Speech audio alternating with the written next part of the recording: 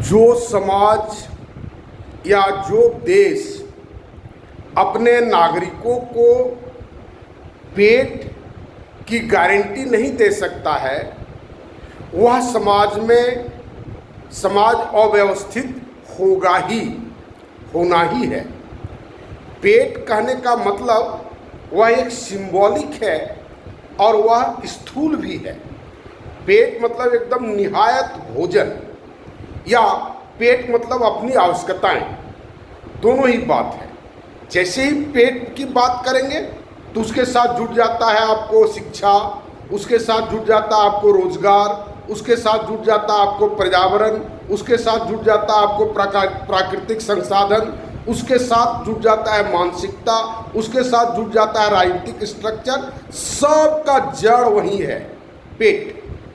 और जब करप्शन या गलत काम पेट चलाने के लिए होने लगता है जिस समाज में, उस समाज में करप्शन को मिटा पाना बिल्कुल ही असंभव है।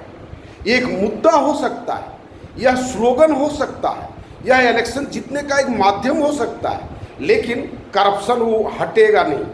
वास्तव में अगर आप करप्शन को समाज से अपरूट करना चाहते हैं, निर्जरीकरण करना चाहते हैं, तो वो आपको पेट से जुड़ी हुई जितनी ही श्रृंखलाएं आपको बताए, जब तक वह वास्तविक रूप से मैनेज नहीं होता है सामाजिक स्तर पर या राष्ट्रीय स्तर पर, जब तक उसकी प्रत्याभूति कोई व्यक्ति, समाज या सिस्टम नहीं लेता है, तब तक ये फिजूल का प्रयास है जो प्रयास कर रहे हैं। और बल्कि इसको तो लोग सोचता है कि ये चीज़ बना रहे। बहुत ऐसा सिनारियो आप देखेंगे बना रहना चाहता है कि ऐसा चीज़ बना ही रहे। मसलन जितना भी उदाहरण, जैसे हम नदी के किनारे रहते हैं, नदी के किनारे बालू एक माध्यम होता है, और उस बालू को बेचना ये सरकार मानती है या कोई भी सरकार मानती है कि गैर कानूनी है, जबकि वह सॉइल कंजर्वेशन, अगर कोई नदी से बालू उठाता है तो वह सॉइल को कंजर्व करने में मदद करता है। अब सॉइल कंजर्वेशन को सरकार मानती है कि ये गलत चीज़ है, बालू नहीं उठाना चाहिए, नहीं तो नदी हमारा खत्म हो जाएगा। नदी क्या है? नदी खत्म हो जाएगा। नदी तो पानी को बह करके जाने का समुद्र में मार्ग है। अगर मानते वो पानी रोक लेंगे तो फिर वो वाटर कंजर्वेशन हो पाएगा। तो लोग दूर दृष्टिकोण से कभी किसी ने सोचा नहीं है और कभी कोई सोचता भी नहीं है। तो अब हमारे बात कहे कि हमारे नदी किनारे गांव है और हमको लाइसेंस नहीं मिला है बालू उठाने का, और हम देखते हैं बैठ करके ट्रैक्टर गिनते हैं कि इतना गया, और वो नदी का जब बाढ़ आता है तो हम उसका मतलब क्षति होता है, भुक्तभागी हम होते हैं, और उसका फायदा कोई दूसरा उठा ले जाता है। कितना विरोधाभासी है। तो बालू का चोरी करना क्या रोका जा सकता है? एक उदाहरण आपको बताएं। दूसरा, हम पहाड़ के किनारे रहते हैं, पत्थर के किनारे रहते हैं, पहाड़ का गर्मी, पहाड़ का ये सब झेलता है लोग, और उस पहाड़ को पत्थर का चोरी कर ले जाता है, लाइसेंस बना करके कुछ लोग ले जाता है, और बाकी लोग उसको बैठ करके देखता है। बाकी लोग देखता है तो क्या वो संभव है? वो जो गिट्टी का चोरी करना या पत्थर का चोरी करना, ये संभव है? हम रहते हैं जहाँ पर, वहाँ पर जंगल से घिरा हुआ है, जंगल का जानवर का हाथी, रोज पेपर में आप देखते होंगे, बाघ उठा कर ले गया। हम लोगों के घर में भी ले जाता था, सियार आ जाता था, बाघ आ जाता था, लोग सतर्क रहता था, है ना। मवेशी उठा के ले गया, ये उठा के ले गया। तो बाघ के दुष्प्रभाव को झेलता है, जंगल के दुष्प्रभाव को झेलता है, और वह दतवन खरीद करके मुंह धोता है। आप कहेंगे दतवन खरीदने की क्या जरूरत है, टूथपेस्ट है, ब्रश है। हम एक सिंबल बताए, कहने का मतलब जंगल का जो उत्पाद है उसको हम लोग यूज नहीं कर सकते। तो वहाँ पर जंगल की सुरक्षा कैसे संभव है? तो एक हो गया, आपको बालू की बात बताए, आपको गिट्टी बात, पत्थर की बात बताए, आपको पहाड़ की बात बताए। ठीक उसी ढंग से मिनरल्स की बात है।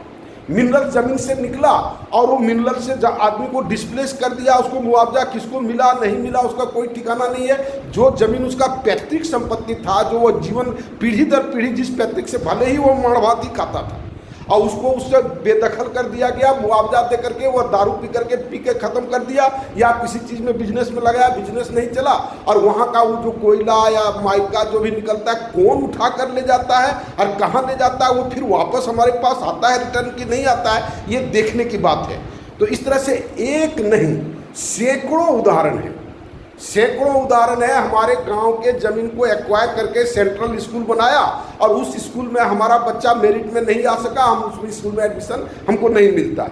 हम नहीं ले पाते, हम नहीं पढ़ सकते, या हमको मानते हैं कोई प्राइवेट स्कूल खोला, उसका फीस हमारे पास नहीं है, वो हमारे गांव का ज़मीन या हमारे ही देश का ज़मीन से वो सब कुछ कर रहा है और हमको उससे वंचित रखा गया है। कहने का मतलब इस तरह से बहुत सारा, जितना सारा सिचुएशन आप देखेंगे तो इस तरह से आपको दिखाई पड़ेगा कि जब अव्यवस्था व्यक्ति के पेट को जोड़ता है, पेट के प्रभावित को करता है, करप्शन जब पेट के सामने आमने सामने आता है, करप्शन और पेट, तो करप्शन को हारना पड़ता है। मतलब करप्शन होगा, करप्शन होता ही रहेगा, पेट कभी नहीं हारता। अपना जीवन भी क्या करेगा, मतलब हमारे पास जीने का साधन नहीं है, हम भूखे कितना दिन तक जिएंगे। वो पूरे परिवार के साथ, पूरे समाज के साथ, हम बहुत जगह पर देखें कोयला चोरी करते हुए, पूरा गांव लगा हुआ है, बैलगाड़ी लगाता है, आजकल साइकिल में ले जाता है, पूरा गांव का गांव कोयला चोरी करता है। और उस कोयला चोरी में जो पुलिस का जिसको ड्यूटी मिलता है वो बेचारा माला माल है, प्रत्येक साइकिल पर 5 रुपया 10 रुपया ग्लैडली देता है और लेता है। तो इस तरह से जो करप्शन का जो सिनारियो अगर आप देखिएगा तो मूलतः वही बात है। और ये सब कैसे संभव हो सकता है, जब तक ये सिस्टम रहेगा, जो सिस्टम में हम लोग जी रहे हैं, इसमें करप्शन से मुक्ति नहीं मिल सकती है। ये फिर पेट से ही जुड़ा हुआ है आपको नौकरी, और नौकरी सबको नहीं मिल सकता है। ये सबको एक फ्रेज बना लिया यूनिवर्सल, जो सबको नौकरी नहीं मिल सकती है, तो सबको नौकरी नहीं मिल सकती है। जिसको नौकरी नहीं मिलती है वो क्या करेगा, वो पेपर लीक कराएगा, वो चोरी कराएगा, वो घूस करेगा, वो पैरवी करेगा, 10 तरह का तिकड़म लगा करके वो किसी तरह से नौकरी प्राप्त करने की चेष्टा करेगा। तो कहने का मतलब ये डिफरेंट तरह का सिचुएशन हम देखें कि सबसे प्रबल आवश्यकता है सोशल सिस्टम को चेंज करना, और उसी से जुड़ा हुआ है पर्यावरण, हवा, उसी से जुड़ा हुआ है पानी, उसी से जुड़ा हुआ है भोजन, फूड चेन का जहरीला होना, ये सारी बातें। और इन सारी बातों को ध्यान में रखते हुए हमने माई न्यू सोशल सिस्टम बनाया है, और आप देखेंगे कि ये सारी चीज़ें उसमें नहीं है, संभव ही नहीं है। और इसलिए मेरे साथ जुट करके जितना जल्दी हो मेरे काम को प्रारंभ करने में मदद करें। धन्यवाद।